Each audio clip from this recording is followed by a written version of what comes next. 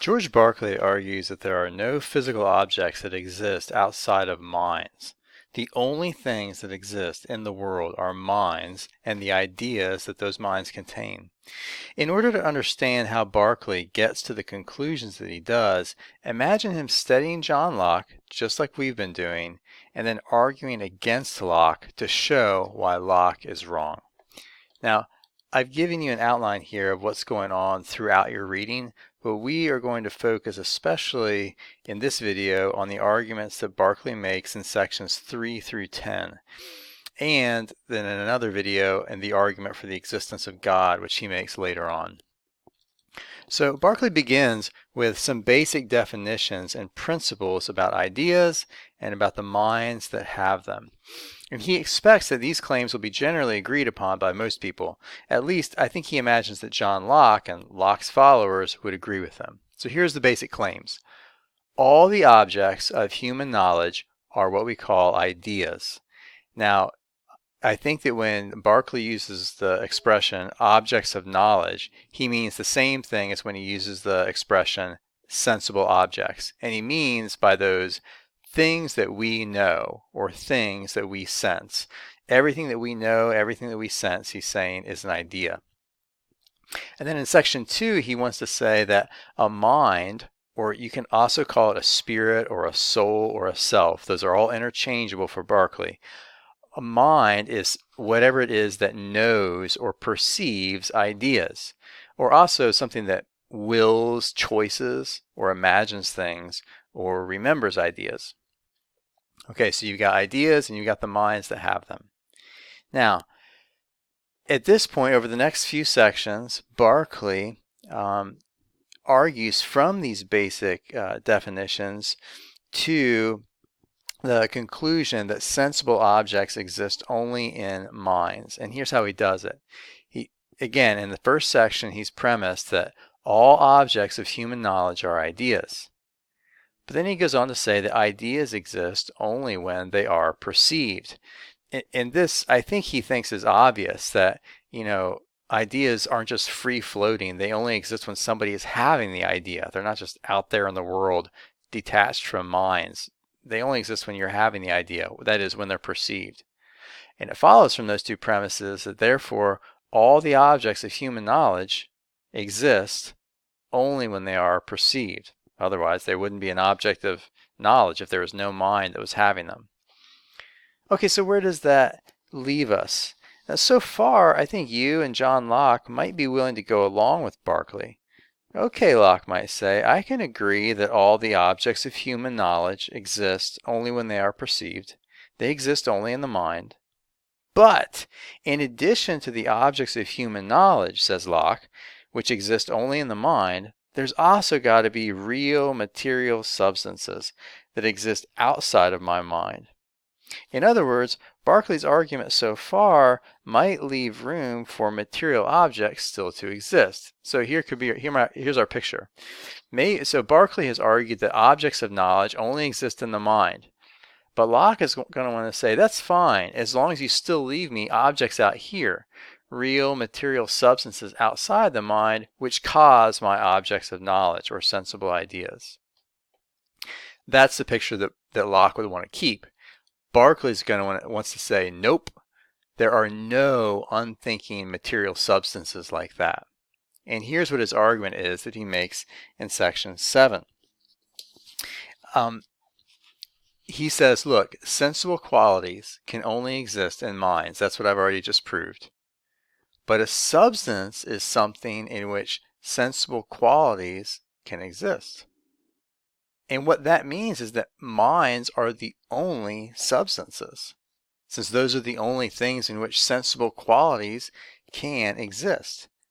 In other words, right here, Berkeley has argued against one of the core components of representative realism. Namely, he's argued against the causal thesis. The causal thesis, you'll remember, says that our sense perceptions are caused by material objects. But Berkeley is saying there are no material objects.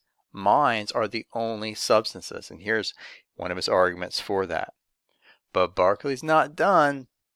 He also wants to make a series of independent arguments against the resemblance thesis of representative realism.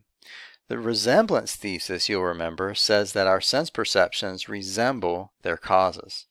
Berkeley knows that the Lockeans want to defend the resemblance thesis. He says, "But you say, you Lockeans, though ideas themselves do not exist without the mind," that is, outside the mind, "yet there may be things like them, whereof they are copies or resemblances, which things exist without the mind, outside the mind, in an unthinking substance." Berkeley says, no way. And here's the argument that he makes over the next couple sections.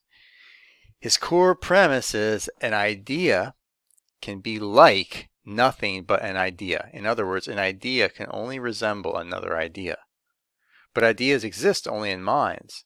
And it follows from that therefore ideas cannot resemble things that don't exist in minds. Now, the second premise here, that ideas exist only in minds, again, seems kind of obvious. The first premise is where the action is at. Why is it that Berkeley thinks that ideas can only resemble other ideas? Well, let's imagine this picture here. Let's say you've got my idea of a slice of pizza, in particular of a triangular shaped slice of pizza. And we'll call that IX.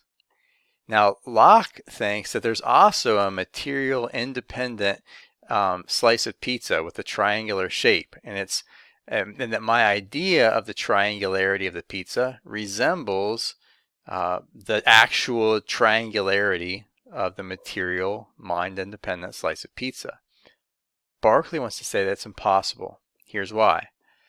If X over here is perceivable, then it's not an idea. Then it is an idea, not a material object.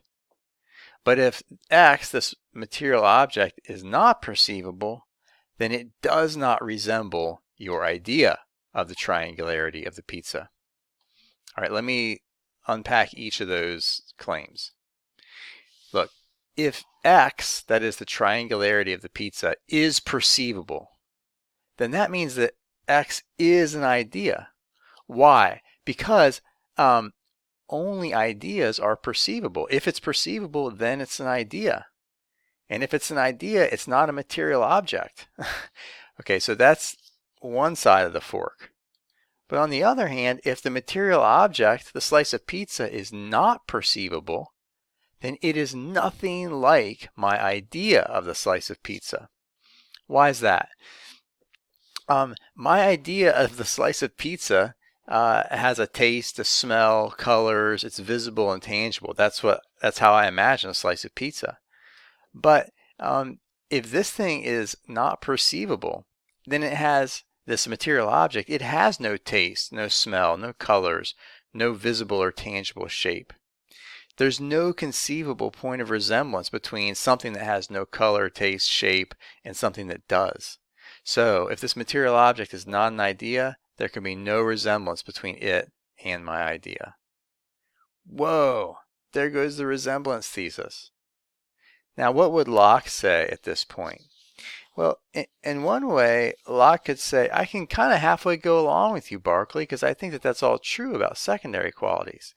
He'd say, George, I agree that our ideas of secondary qualities, that is, of colors, smells, odors, and feels, those don't resemble anything that's in the material objects.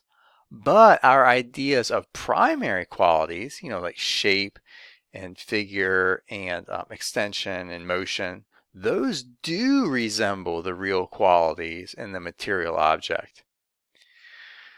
But Berkeley has a counter argument that's specifically designed for this claim of Locke's, and here's what it is. No primary qualities could possibly exist apart from secondary qualities, he wants to say. Okay, here's how it goes. Premise one. Secondary qualities exist only in the mind. Now, he thinks that Locke is going to agree with that because the smells and feels don't actually exist in the external objects. That's what Locke believes that. But here's the controversial bit that Berkeley adds. Premise two. primary qualities can only conceivably exist where secondary qualities also exist. Now it follows from that therefore primary qualities like figure, shape, motion, and rest can only exist in the mind, not in external objects. Okay, now premise 2 is where the action is at. Why does Berkeley think that primary qualities can only conceivably exist where secondary qualities also exist? Well, here's what he says. But I desire anyone to reflect and try whether he can, by any abstraction of thought, conceive the extension and motion of a body without all other sensible qualities.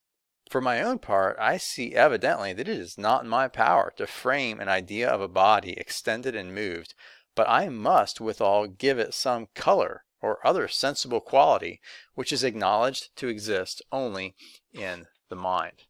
Now here's a picture of what Berkeley has in mind.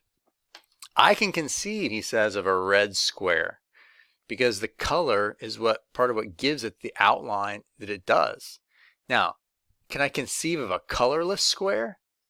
Well, no. When I try to conceive of a colorless square, there's just nothing there. I have no concept at all of anything. And so without that secondary quality of redness, I can't conceive of a primary quality of squareness. And so that's why he says primary qualities cannot exist without secondary qualities. If one exists in the mind only, then both of them exist in the mind only. Case closed, Locke is done.